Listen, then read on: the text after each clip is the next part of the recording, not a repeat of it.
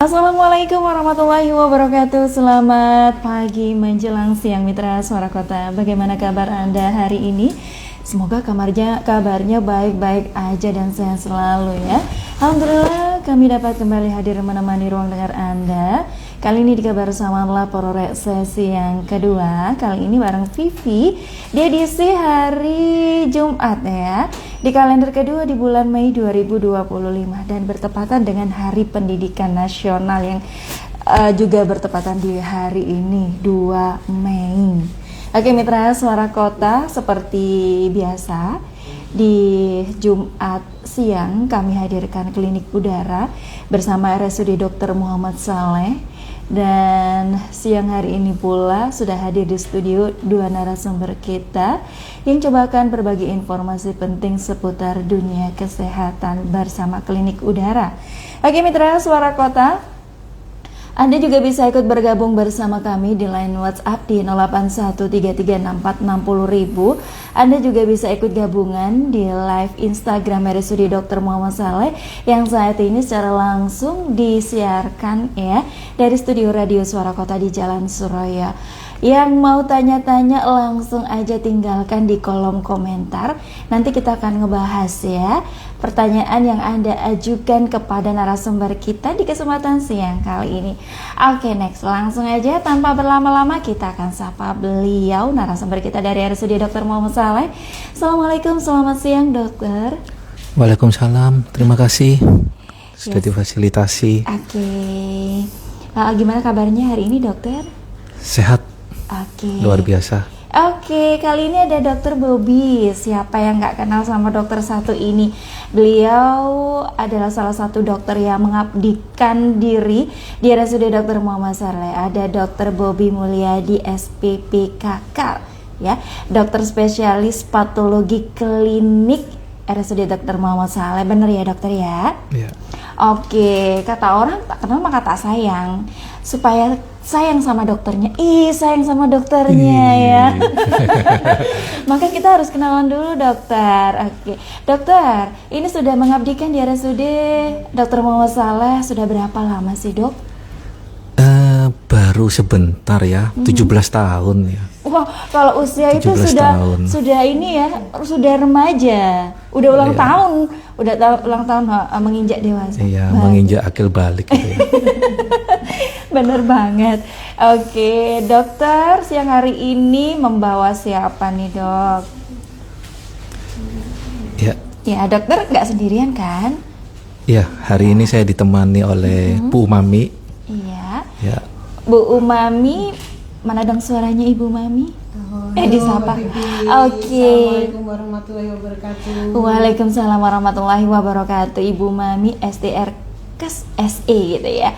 Ini Pranata Laboratorium Kesehatan Pelaksana dari RSUD Dr. Muhammad Saleh. Kalau Ibu Umami sendiri ini mengabdikan diri di RSUD sudah berapa lama nih Bu? Insya Allah sudah 20 tahunan. Ada yang lebih ini ya senior ya dok ya? Iya tahu udah lama banget ya. Oke dokter. Kalau usia ya? tuaan saya, tapi kalau pendidikan semuanya lebih dari beliau. Oh gitu, benar-benar banget. Pengalaman udah kemana-mana ya. Menimba ilmu ke negeri Cina. Emangnya ke negeri Cina dokter? Iya, belum sempat. Belum sempat. Oke, Mitra Suara Kota, masih penasaran apa yang akan kita bahas materi siang kali ini? Dokter, kiranya kita akan membahas apa nih dok? Ya, hari ini kita membahas seputar ginjal ya. Ginjal, iya. Oke. Kita mengetahui bahwasanya ginjal ini salah satu organ dalam tubuh kita yang berperan penting banget ya dok ya? Ya, betul. Sangat penting. Emang ada apaan sih dengan ginjal dokter? Ya banyak ya. Jadi ginjal itu kita kan punya dua ya. Iya. Ginjal kanan dan ginjal kiri. Kalau mau disingkat ya ginjal-ginjal gitu ya. Ginjal-ginjal apa Jawa tuh? Kayak loncat-loncat gitu dok. Jadi jumlahnya dua, kanan dan kiri. Letaknya di rongga abdomen ya. Rongga abdomen yang bagian bawah, di rongga perut bagian bawah. Memang ginjal ini mempunyai fungsi dan peranan yang sangat penting buat kehidupan kita, seperti itu. Sehingga diberikan dua lah, satu cadangan gitu ya maksudnya ya. Iya. Seperti itu. Oke. Tuhan itu maha adil ya dok ya, dikasih dua udah dikasih yang sempurna gitu ya dok ya, maka dijaga dengan baik gitu ya dok ya. Iya, dijaga dengan baik. Oke, biasanya terjadi sama ginjal ini apa sih dok? Banyak mungkin kalau belakangan ini banyak santer itu kasusnya gagal ginjal gitu ya dok ya. Iya. Oke, biasanya orang yang sebenarnya gagal ginjal itu kondisi yang seperti apa sih dok? Gitu. Ya, sebetulnya kalau sudah gagal ginjal itu merupakan tahap terakhir ya, di mana ginjal itu sudah tidak mempunyai fungsi lagi, tidak berfungsi lagi ya. Tetapi sebelum mencapai gagal ginjal, sebetulnya ada beberapa tahap untuk sampai ke gagal ginjal, seperti itu. Dan tahapan ini memang membutuhkan waktu yang tidak sebentar, tapi lama, seperti itu. Sehingga kita harus aware mulai awal ya, atau secara dini, sehingga fungsi ginjalnya itu tidak menjadi gagal, seperti itu ya. Jadi sebenarnya fungsi ginjal sendiri apa sih dok? Kita kan orang awam ya dok ya, belum mengetahui banget, apalagi kita juga jarang gitu jarang menemui orang gagal ginjal mungkin di sekitar kita kayak gitu misalnya dok. Ya, sebetulnya kalau fungsi dari ginjal itu yang pertama memproduksi hormon ya. Hormon eritropoietin, kemudian memproduksi hormon renin-angiotensin. Berikutnya menjaga keseimbangan asam dan basah ya. Sehingga tubuh itu tidak terlalu asam atau tidak terlalu basah. Kemudian berikutnya adalah menjaga keseimbangan elektrolit. Menjaga keseimbangan elektrolit itu antara lain kalium dan natrium. Kemudian yang kelima adalah menyaring darah. Jadi setiap hari itu ginjal itu menyaring darah itu hampir 120 liter per hari. Tetapi yang dikeluarkan itu hanya 1,5 sampai 2 liter dalam bentuk urin. Jadi buang air kecil itu sebetulnya ya ginjal itu menyaring dari 120 liter sebetulnya. Oke, ini pembuangannya dari urin gitu ya? Dari urin, seperti itu.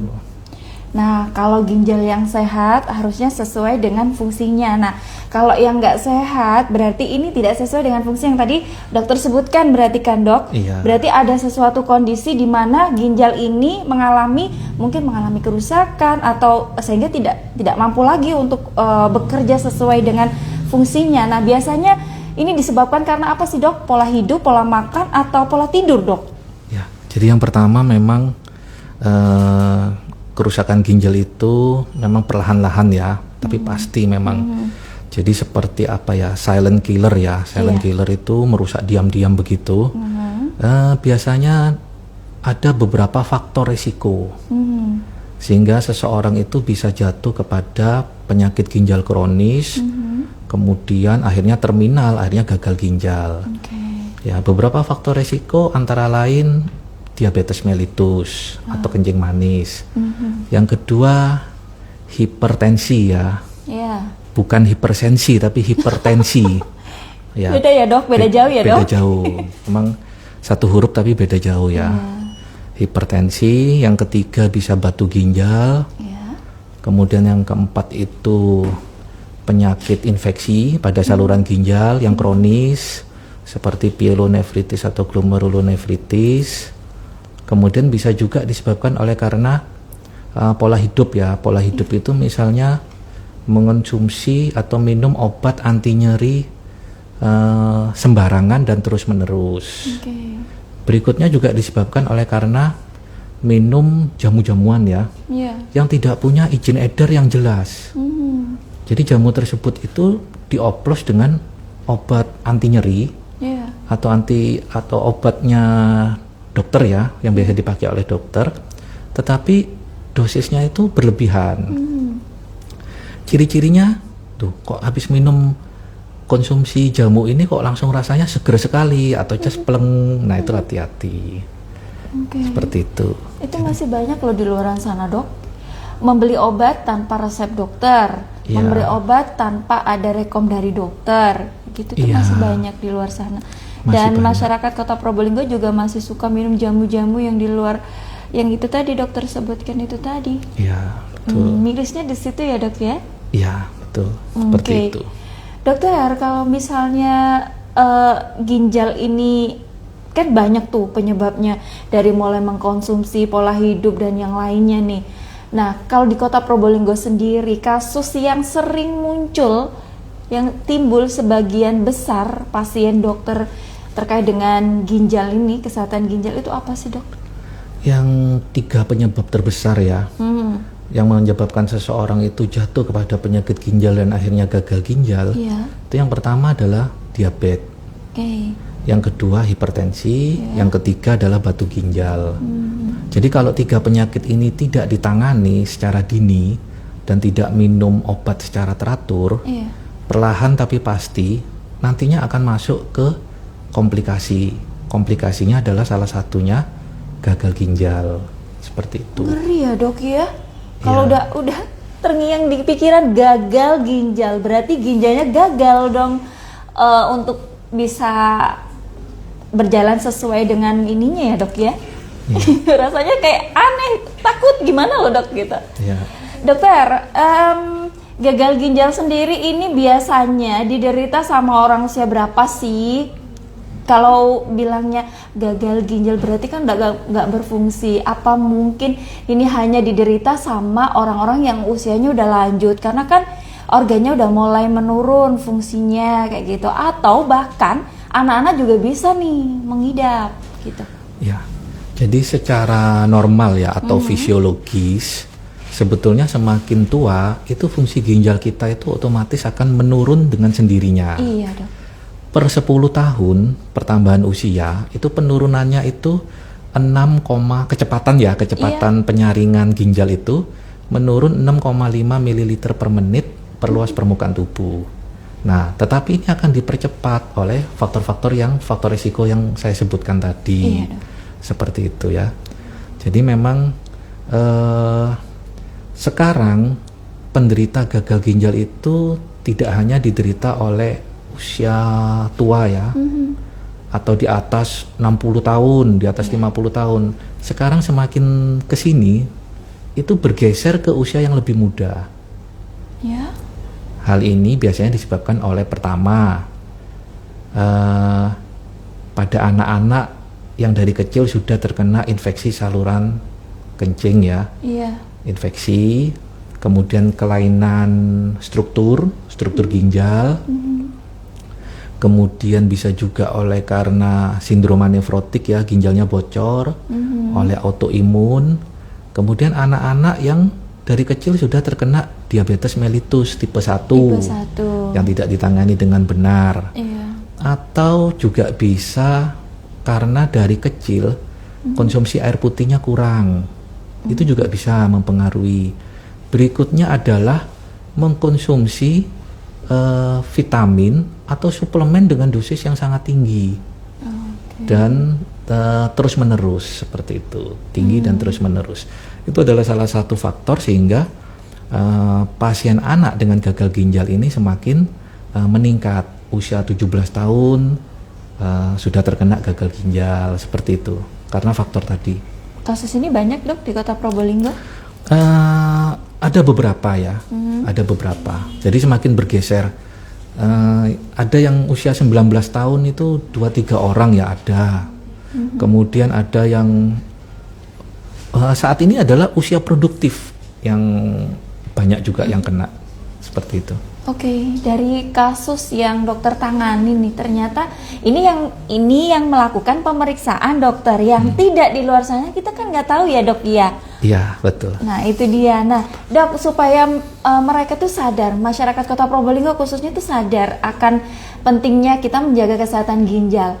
Nah yang perlu kita waspadai adalah sekarang kita harus mengetahui kita tuh lagi baik-baik saja nggak sih tubuh ini, gitu ya. Ciri-ciri yang mudah diamati, kita tuh lagi dalam kondisi yang tidak baik-baik saja ginjalnya.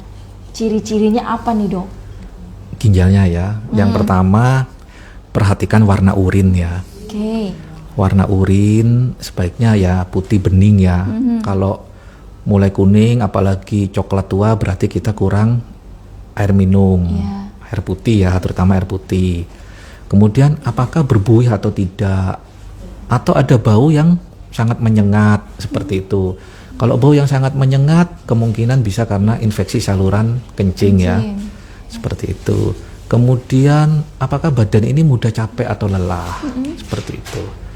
Jadi perhatikan urin kita.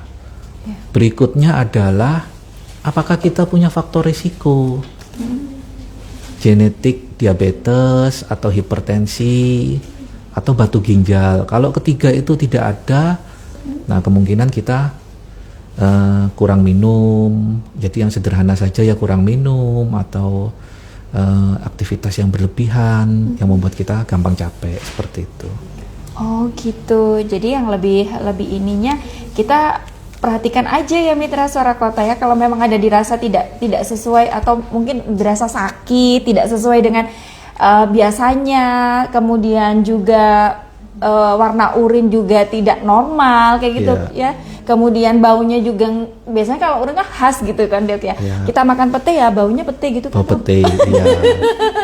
Masa kita makan pete bau kopi Dok? Nah, kalau minumnya bersamaan ya, makannya bersamaan ya, makan pete dan kopi ya. Iya. Jadi baunya tuh khas gitu ya Dok, ada sesuatu yang ini tidak baik-baik saja, ini tidak normal nih gitu kan Dok ya. Mungkin ini bisa melakukan pemeriksaan ke dokter atau ke pusat layanan kesehatan terdekat mungkin dokter ya, ke puskesmas atau ke klinik. Nanti kalau memang ada sesuatu yang harus ini pasti nanti akan dirujuk ya Dok ya.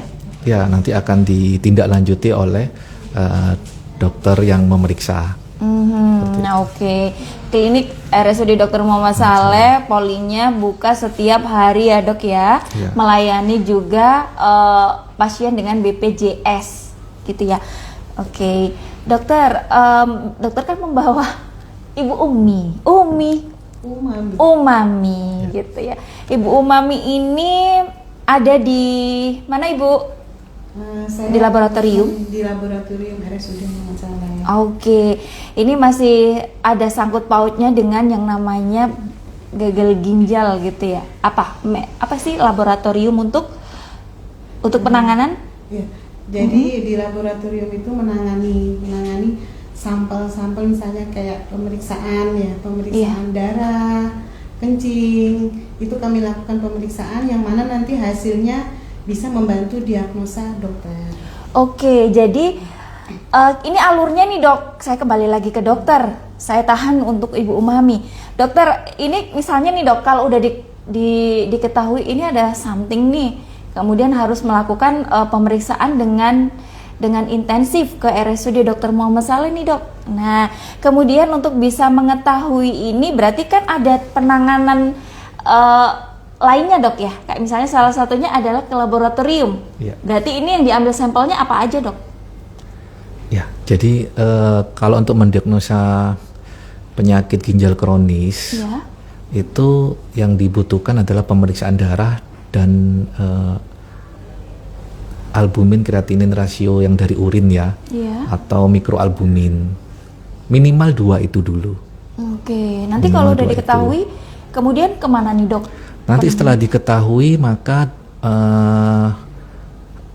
pasien itu bisa lanjut ke poli penyakit dalam.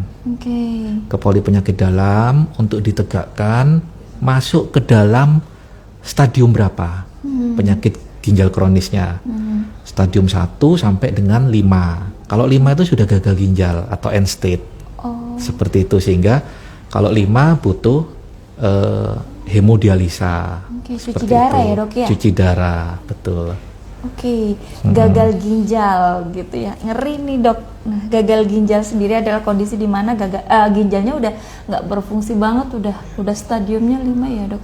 Kalau masih stadium awal masih bisa ini nggak sih Dok? Masih bisa sembuh nggak sih Dok? Sebetulnya kalau sembuh tidak bisa ya, karena ginjal itu sebetulnya rusaknya pelan-pelan, bahkan tidak disadari oleh penderita itu sendiri ya, tidak menyadari ginjalnya sudah mulai rusak sedikit demi sedikit, sehingga kerusakan yang terjadi itu dikompensasi oleh ginjal yang masih sehat. Nah, apabila sudah rusaknya itu 5 rusak 50% sebetulnya. Iya. Jadi kalau untuk kembali sembuh total tidak bisa. Tidak bisa. Tetapi yang bisa dilakukan, biasanya dokter penyakit dalam itu akan memberikan terapi untuk menghentikan atau mengurangi progresivitas dari stadium penyakit ginjalnya. Gitu. Seperti itu. Kalau sembuh total seperti semula tidak bisa ya dok ya, karena rusak ya dok. Karena sudah rusak. Seperti itu. Oke. Kemudian kalau sudah, apalagi yang stadium 5 ya dok ya? Kalau stadium 5 memang tubuh itu sudah tidak bisa menyaring sisa-sisa racun atau metabolisme dari tubuh.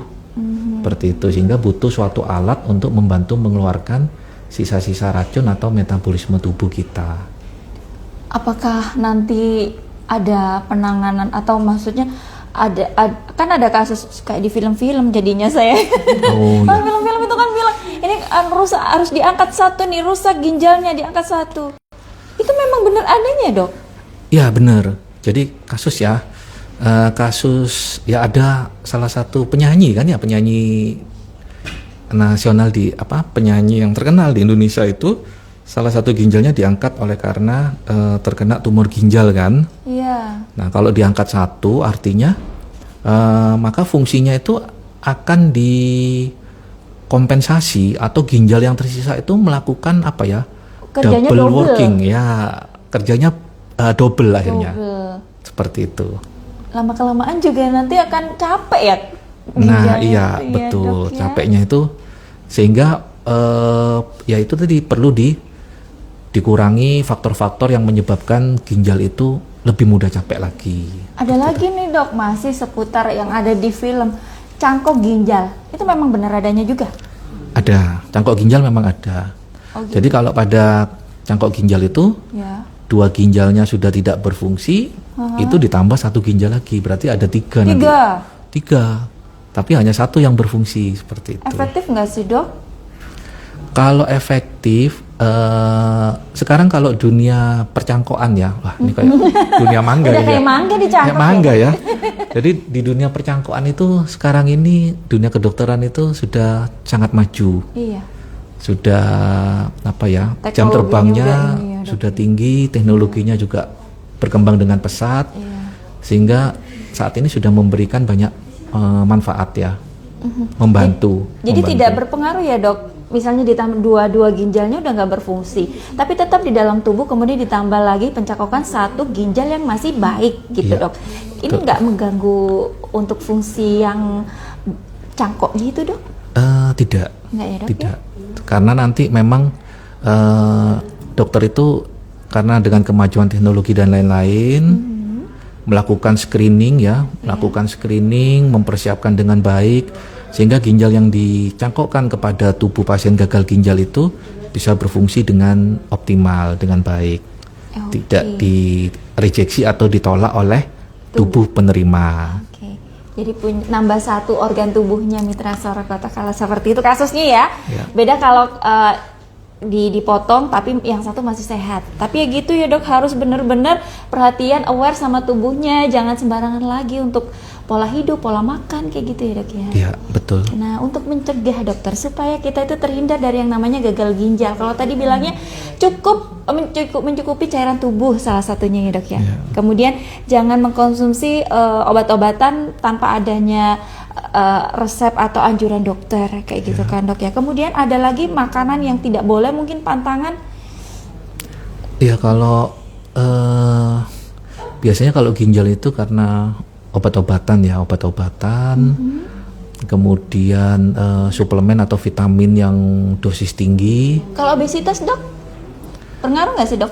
Obesitas itu nanti pengaruh ke faktor diabetes dan hipertensinya. Oke. Dan diabetes dan hipertensinya itu yang pengaruh ke ginjal. Seperti Jadi itu. sama aja ya dok ya, nanti alurnya juga akan ke sana, berpotensi gitu ya dok ya. Iya. Potensinya nanti mengarahnya kayak gitu. Oke. Seru banget ya perbincangan kita siang ini. Masih banyak yang mau saya tanyakan dan silakan Anda kalau mau bertanya Mitra Suara Kota ya. Gunakan line WhatsApp kami di 081336464000. Online-nya langsung aja bisa ya.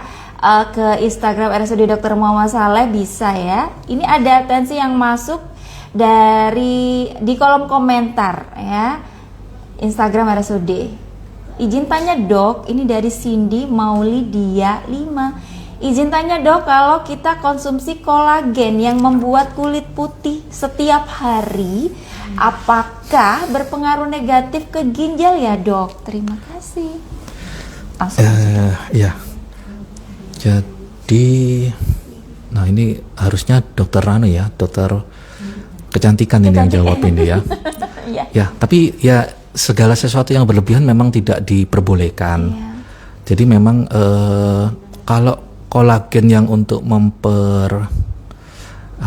memperputih kulit Iya, itu mencerahkan kulit, itu nantinya memang akan mengurangi penyerapan dari vitamin D3 sebetulnya nantinya. Kemudian kalau kolagen yang berlebihan tergantung nanti kalau ekskresinya di ginjal, sisa kolagen, metabolisme kolagen itu, nah nanti memperberat ginjal juga. Cuma saya tidak hafal ya, apakah kolagen itu diekskresikan ke ginjal seperti itu. Sama juga kayak penyuntikan vitamin C kayak gitu dok. Iya. Biasanya kan banyak sekarang tuh lagi ini booming banget ya bu ya. Betul. Iya, penyuntikan Jadi, kolagen, vitamin C, minum-minuman yang seperti untuk memutihkan. Padahal sebenarnya yang eksotis itu yang bagus ya. Ya. Lebih banyak ini ya. Apa namanya? Pigmennya ya. Iya. Tapi yang namanya ini standar kecantikan orang kan beda-beda ya dok ya. Ya, betul. Oke. Tapi kalau vitamin C, suntik vitamin C yang dosis tinggi, itu memang berpengaruh kepada ginjal. Contoh, dalam bentuk injeksi juga berpengaruh dok? Betul, injeksi ataupun minum ya. Karena kebutuhan per hari kita itu kan hanya 60 mg sebetulnya per hari ya vitamin maksimal C. Ya dok ya. Kemudian vitamin C itu tidak bisa disimpan. Tidak bisa disimpan di lemak, tidak seperti vitamin A, D, E, dan K ya. Akhirnya kelebihannya itu langsung dikeluarkan oleh ginjal. Kalau terlalu banyak, maka ginjal itu akan bekerja lebih keras daripada biasanya. Seperti itu. Oh gitu ya. Jadi memang harus benar-benar ada pengawasan dari ahlinya, dari dokter. Jadi memang segala sesuatu yang berlebih memang nggak baik dok. Tidak apapun baik. Itu memang tidak apapun baik. Itu. Iya. Ada yang juga mengatakan bahwasanya kalau kayak minum-minum seperti itu, ya kolagen, vitamin C harus perbanyak konsumsi air putih. Ada yang bilang seperti itu dok. Benarkah seperti itu dokter? Apa mungkin penyerapan cairan? Sebetulnya kalau konsumsi air putih itu 1,5 sampai 2 liter juga disesuaikan dengan aktivitas ya, banyak berkeringat atau tidak, seperti itu. Kalau air minumnya berlebihan juga sampai 4 liter, 5 liter, maka ginjal itu juga bekerja lebih keras daripada biasanya juga, seperti itu. Segala sesuatu memang tidak boleh berlebihan. Ini over ya, nggak boleh berlebihan. Kalau orang normal 2 hingga 3 liter dokter? Ya 1,5 sampai 2 liter lah. 1,5 ya, hingga 8 sampai 10 gelas lah. 10 gelas, oke. Ini juga termasuk kita konsumsi sayur nggak sih dokter? Kan sayur ada ini kuahnya dok. Termasuk nggak sih dok? Iya. Kopi gitu, teh gitu dokter? Es jeruk gitu, siang-siang ya. Tapi kan ya tetap air putihnya sekian ya, karena kan nggak mungkin kita ngopi sehari sampai 1 liter ya dok. Iya, masa air kan tidak seimbang lagi kan. Misalkan air putihnya 0,5 liter, kopinya 1 liter itu kan terbalik kan itu kan. Kebalik ya dok. Kebalik, iya. 1,5 hingga 3 liter ini orang normal ya dok ya, orang pada umumnya. Pada umumnya. Tergantung juga aktivitasnya. Kalau di terik sinar matahari kayak gini, kemudian olahraga itu bisa ditambah lagi ya dok ya. Lagi. Karena kan yang keluar cairan tubuh harus segera diganti. Betul. Supaya nggak ini dehidrasi ya dok ya. Ya. Oke mitra Suara Kota, saat ini kita berada di menit ke-38 lepas dari formasi pukul 10 pagi, 10 siang ya. Masih aja ada cukup banyak kebersamaan kita bareng Dokter Bobby juga Ibu Umama. Ibu, saya ke Ibu deh, Umami.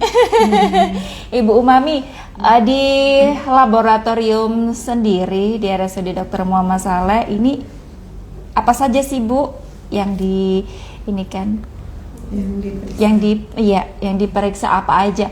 Kalau kaitannya dengan gagal ginjal ini yang kita bahas biasanya apa saja, Bu?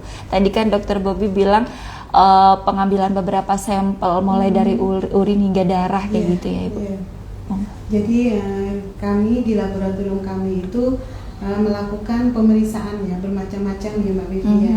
Jadi istilahnya semua metabolisme dari tubuh, baik itu urin, darah, feses, kami bisa mengerjakan. Namun kita kan mengerjakannya itu berdasarkan atas permintaan dokter. Dan di RSUD sendiri laboratorium kami juga sudah melakukan home care Mbak Vivi. Oh, jadi bisa dipanggil ke rumah ya? Jadi buat warga Kota Probolinggo yang ingin melakukan pemeriksaan di rumah bisa menghubungi tim home care kami. Dan nanti kami akan segera datang ke rumah. Kalau home care sendiri nih Ibu, bisa dilayani jam berapa aja atau 24 jam kali 7 hari. Jadi nggak ada liburnya loh, Bu. Ya kalau kami sih sebenarnya untuk praktek atau dinasnya 24 jam. Namun untuk pelayanan home care kami ini jam dinas lah istilahnya dari jam 7 hingga jam 9 malam. Jam 7 sampai di dalam kota ya Mbak, bukan di luar kota. Dan khusus warga Kota Probolinggo aja? Dan ada perjanjian sebelumnya. Jadi sebelum saya besok melakukan pemeriksaan, hari ini bisa menghubungi tim home care kami untuk melakukan persiapan-persiapan. Misalnya ini pemeriksaan harus puasa apa tidak, terus apa yang diambil, gitu sih Mbak. Ini untuk pembiayaan masuk BPJS apa umum? Umum ya. Belum tercover BPJS. Namun harganya kami di bawah dari yang lain. Tapi kan enak ya. Kita tinggal tunggu di rumah ya Dok ya, nggak perlu kita keluar ya Dok, apalagi orangnya sakit nih Bu ya. Jadi untuk pemeriksaannya sendiri lengkap ya, alatnya sendiri di sana lengkap ya, kita nggak perlu keluar kota kan Dok? Udah lengkap kan? Dok. Jadi di tempat kami kebetulan Dr. Bobby kan sebagai penanggung jawab lab kami juga. Ada juga Dr. Rosid Ahmad, kebetulan beliau berhalangan. Jadi di tempat kami sudah mempunyai alat-alat yang canggih ya Dokter. Kami selalu update Mbak. Luar biasa. Dan kami juga selalu melakukan mutu ya. Jadi insya Allah mutu kami bisa terjamin karena kami mengikuti internal dan eksternal. Yang terbaru Dok, apa nih alatnya Dok? Kalau boleh tahu nih, yang ada di laboratorium. Ya, jadi kita setiap 5 tahun itu memang mengupgrade alat-alat yang sudah lama ya. Keren nih Dok. Ya, jadi contoh kita punya alat kimia klinik yang otomatis. Itu kalau kita sudah menggunakan 5 tahun, kok saya pingin yang baru gitu loh. Jadi kan ibarat mobil itu, ya setiap 5 tahun mulai rewel ya, kita minta ganti. Elektronik juga seperti itu Dok memang Dok. Betul. Saya selalu minta ganti kalau setiap 5 tahun seperti itu. Jadi bisa upgrade ya. Ganti alat ya Mbak. Ganti alat ya. Bukan ganti yang lain loh ya. Kemudian untuk laboratorium sendiri ke depannya mau ditambah apa nih kira-kira alatnya atau sarana dan prasarananya Dok? Ya, jadi kalau kita menyesuaikan dengan kebutuhan pasien. Jadi kalau memang nanti belum ada pelayanan, kemudian pasiennya sudah banyak yang membutuhkan, kita akan selalu melengkapi.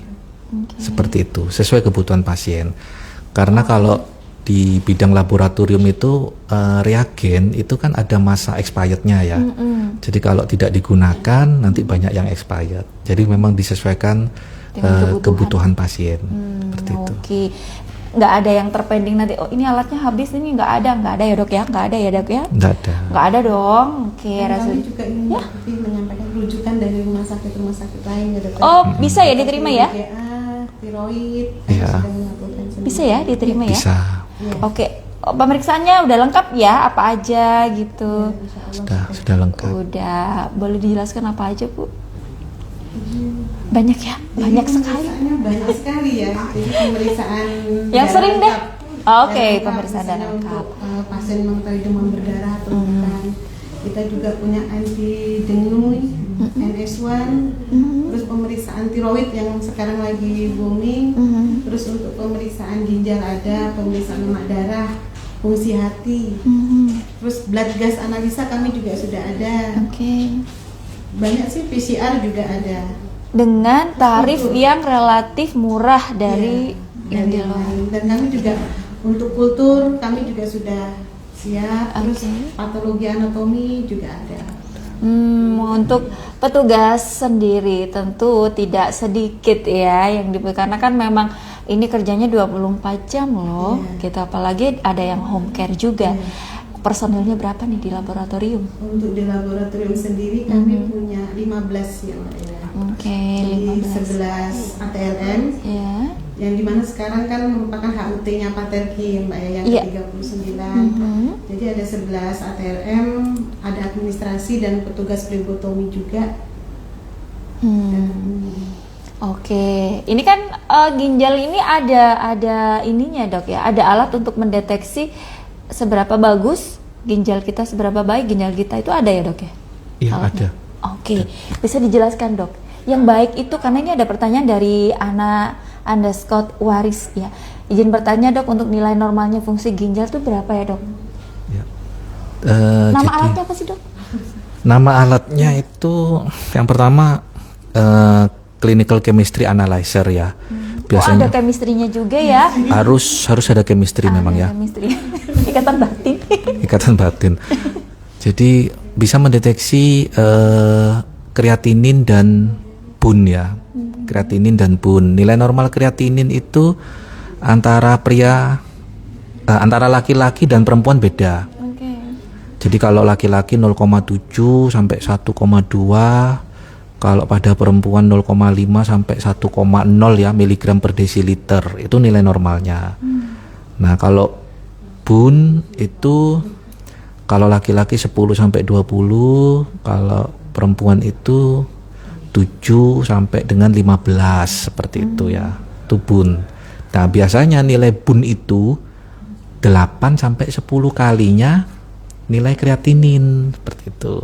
Jadi kalau mulai penyakit ginjal itu mulai diderita, bun dan kreatinin itu biasanya naiknya itu bersama-sama. Oh, chemistry itu tadi ya ternyata. Menjalin chemistry tadi. Hubungannya memang baik dua itu ya. Oke. Saling berhubungan jadi naik seperti itu. Nah, satu lagi untuk mendeteksi stadium ya, stadium penyakit ginjalnya itu dibutuhkan pemeriksaan albumin urin atau albumin kreatinin rasio seperti itu atau ACR. Nah, itu sampelnya urin seperti itu. Jadi kita mendeteksi albumin yang ada di dalam urin. Kalau lebih dari normal berarti ginjalnya sudah mengalami kebocoran seperti itu.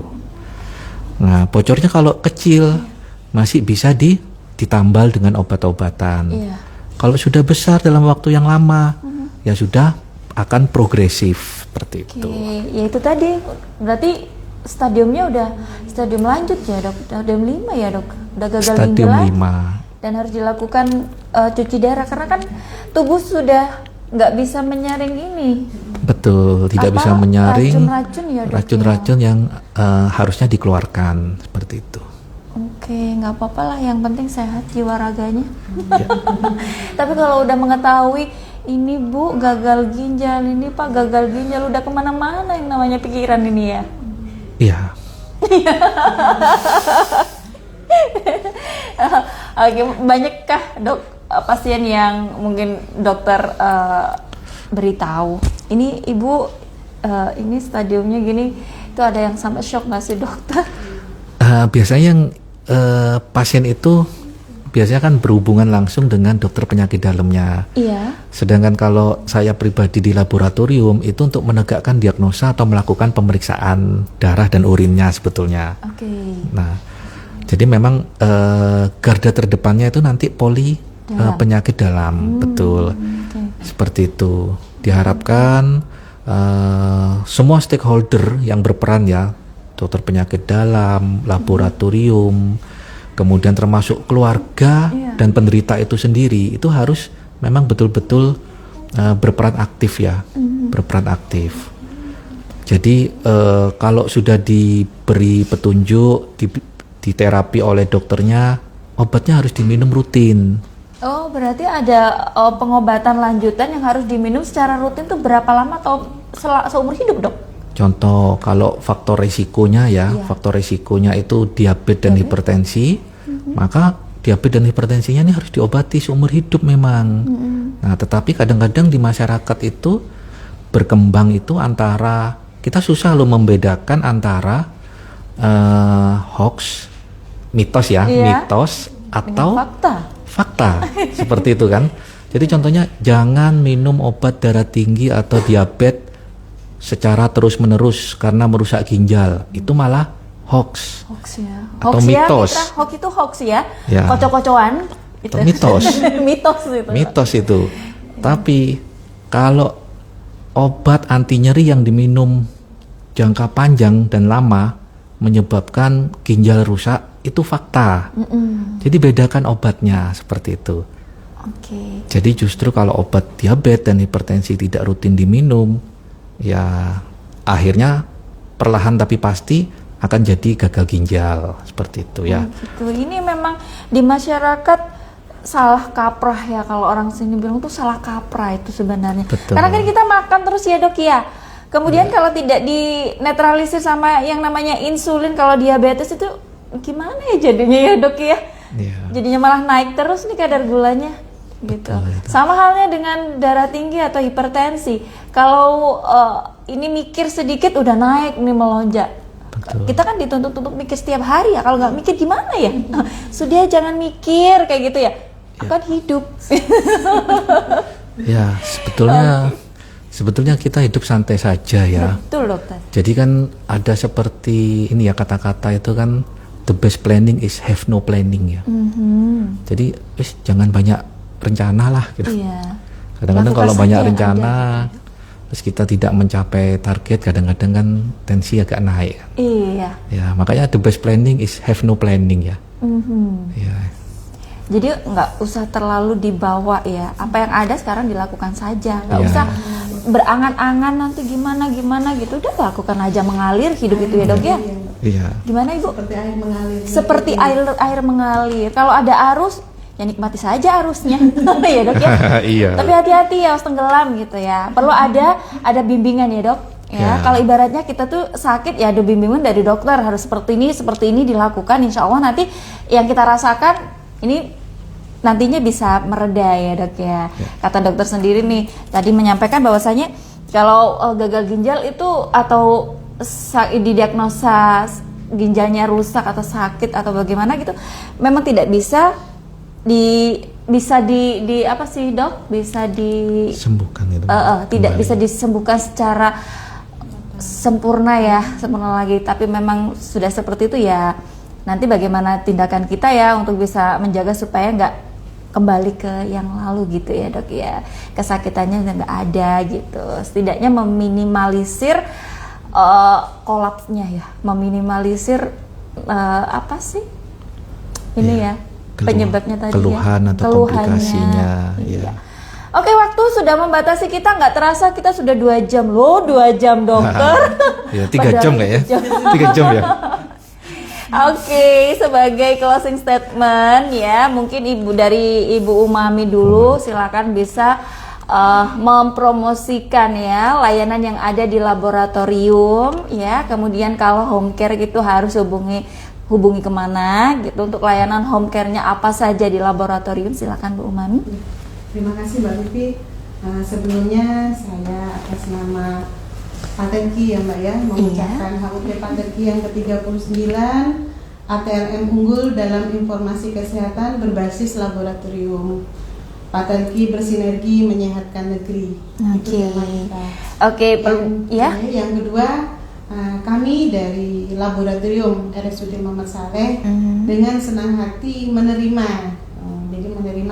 jika ada pasien di wilayah Kota Probolinggo atau warga wilayah Kota Probolinggo yang ingin melakukan pemeriksaan home care. Jadi bisa menghubungi ke home care RSUD Muhammad Saleh. Oke, di mana Ibu kontaknya? Kontaknya ada di kontaknya. Oke, nanti mungkin bisa slide-nya atau ininya promosinya bisa ditampilkan di Instagram RSUD Dr. Muhammad Saleh, pasti ada ya. Ada. Bisa mencari di media sosial RSUD Dr. Muhammad Saleh, udah nanti tercantum home care-nya. Iya. Tidak hanya layanan laboratorium saja, layanan Semuanya. kesehatan semuanya bisa ya Bisa, di cover bisa. ya. Iya. Tapi memang kalau home care-nya untuk sementara ini tidak tercover dengan BPJS, Iya. alias harus bayar umum sesuai dengan rate yang ada ya. Iya. Oke, gitu. Dari Ibu Umami, mungkin ada lagi ditambahkan Ibu Umami? Sudah cukup. Sudah ya. Jadi PATELKI sendiri adalah singkatan dari Persatuan Ahli Teknologi Laboratorium Medik Indonesia Mitra Suara Kota ya. Sebentar, saya kok ada atensi yang masuk juga. Oh tidak. Oke. Dari Ibu Mami saya ke Dokter Bobby. Dokter, sebagai closing statement dari pokok bahasan kita siang ini, sehingga nanti melekat sama masyarakat. Oke, saya harus menjaga kesehatan ginjal saya atau bagaimana? Silakan Dokter Bobby. Ya. Sebelumnya saya ini ya, izinkan mengucapkan selamat HUT ya, selamat ulang tahun PATELKI yang ke-39. Semoga selalu jaya, sukses, dan memberikan kontribusi yang luar biasa untuk kesehatan buat masyarakat di Indonesia, khususnya di bidang laboratorium. Kemudian closing statement saya. Sebentar dok, Ya. jangan closing dulu, Oh. karena masih ada pertanyaan sedikit lagi ya Oh dokter iya, ya. boleh. Enggak apa-apa. Oke, dari Rosikin_HR izin bertanya dokter, apakah kita kalau sering menahan kencing apakah berpengaruh pada ginjal kita nantinya dokter? Iya, jadi kalau menahan kencing itu nantinya akan merupakan faktor risiko yang akan menyebabkan infeksi saluran kencing. Oke. Jadi kalau infeksi ya larinya nanti ke infeksi yang kronis, larinya ke penyakit ginjal kronis, bahkan ke gagal ginjal. Buat saya itu agak aneh ya kalau menahan kencing ya. Iya. Diusahakan untuk selalu kalau kita jangan sampai kebelet, diusahakan untuk kencing seperti itu. Karena kalau urin saja ditahan, apalagi isi dompet ya. Isi dompet aja kita nggak bisa nahan tuh ngeluarin dokter, masa hanya urin aja dikeluarin susah? Susah iya. Malah saya Iya. jangan-jangan kalau urinnya ditahan, jangan-jangan yang lain juga ditahan nih. Seperti itu ya. Oke, satu lagi nih dok, Ahmad Mini Viro izin bertanya dok, untuk makanan dan minuman yang harus dikurangi oleh penderita pasien dengan gagal ginjal. Izin tanya juga, ATLM itu apa ya Bu? Apa sama seperti analis itu ya? Ya. Ya. Sama ya? Dokter dulu mungkin. Monggo. dokter. Ya, jadi kalau sudah terkena penyakit ginjal kronis, Ya. supaya tidak jatuh ke gagal ginjal, memang banyak makanan yang harus dibatasi. Jadi makanan-makanan tersebut adalah seperti buah-buahan yang banyak mengandung kalium. Contohnya dokter? Contohnya pisang, kemudian air kelapa ya, seperti degan dan lain-lain itu harus dikurangi. Jadi hanya buah-buahan tertentu yang tidak banyak kalium. Ini seperti untuk itu. penderita sudah ya dok ya? Untuk penderita seperti itu. Yang kedua, jangan sembarangan minum obat. Obat-obat terutama yang nefrotoksik atau yang bisa merusak ginjal atau pengeluarannya banyak di ginjal. Terus menghindari ya suplemen atau vitamin yang dosis tinggi yang memang dikeluarkan oleh ginjal seperti itu. Jadi memang cukup banyak lah. Nanti biasanya penderita ginjal kronis itu oleh dokter itu akan dikonsulkan juga kepada ahli gizi juga. Oke. Seperti itu. Jadi penanganannya secara komprehensif. Iya, nggak hanya Seperti satu itu. ini aja ya. Jadi memang harus benar-benar malah dijaga sekali ya, supaya nggak sampai didiagnosa gagal ginjal Mitra Suara Kota. Iya. Takut ya. Tapi kalau yang udah terdiagnosa gagal ginjal nggak perlu dipikir, pokoknya kata dokter A ya A udah ya, B ya B gitu. Manut aja sama dokter Bobby, insya Allah nanti yang dirasakan keluhannya udah mulai berkurang. Nah ini kan kualitas hidup juga nanti akan bertambah ya dok ya. Kita bisa bekerja, kita masih bisa berlama-lama sama keluarga tercinta, kita masih bisa produktif membangun negeri bersama-sama kan gitu ya dok ya. Oke, itu tadi Ibu ATLM itu apa Ibu? Jadi ATLM itu ahli tenaga laboratorium medik. Sebenarnya kalau dulu itu analis mbak. Oh, Jadi sebutannya dulu analis ya. Terus berganti menjadi ATLM, sekarang TTLM. Sebenarnya sama. Oh sama. Jadi itu orangnya yang bekerja di laboratorium itu disebut ATLM. Oh gitu. Kalau sekarang Satuannya PATELKI. PATELKI. Kalau sekarang TTLM malah ya, TTLM. berubah lagi. Laboratorium medik. Biasanya memang berubah ya, memang berubah ya Bu, mengikuti. perkembangan ini ya. Betul. Oke, udah close ya. Kasihan nih dokter nih. Karena udah Jumat juga. Oh, kenapa masih banyak pertanyaannya? Izin bertanya dokter, apa saja gejala fisik yang menunjukkan adanya gagal ginjal? Tadi sudah sempat kita bahas ya dok. Iya.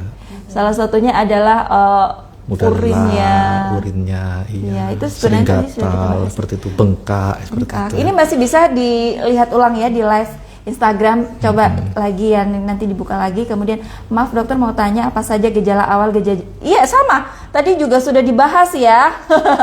Izin tanya dokter, izin tanya apa boleh konsumsi tablet vitamin setiap hari? Tadi ini juga sudah dibahas ya dokter ya. Nanti bisa di scroll ulang ya, mungkin diputar ulang ya untuk siaran langsung dari Instagram RSUD Dr. Muhammad Saleh ya, Mitra Suara Kota, juga Mitra RSUD Dr. Muhammad Saleh yang selalu setia ya.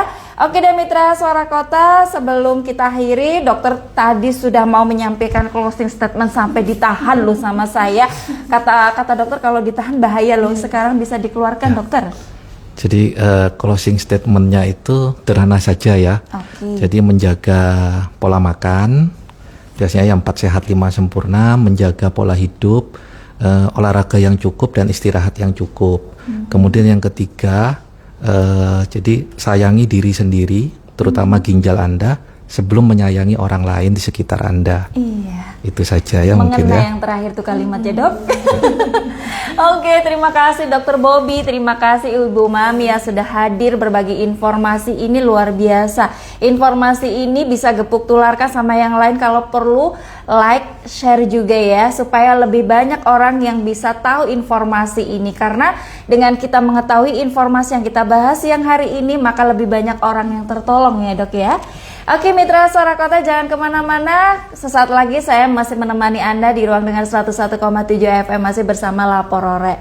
Dan saatnya kita tutup dulu ya acara siang kali ini, Klinik Udara bersama RSUD Dr. Muhammad Saleh. Kita kembali di minggu depan dengan tema yang tidak kalah menarik lagi ya. Mungkin Dokter Bobby mau datang lagi, mungkin insya Allah kesini lagi ya dokter, ketemu saya lagi. Iya. Oke Mitra Suara Kota, itu tadi bincang-bincang kita. Terima kasih Dokter Bobby, Bu Umami, semoga sehat selalu dan selamat menjalankan tugas kembali. Mitra Suara Kota jangan kemana-mana, masih bersama 101,7 Radio Suara Kota. Terima kasih.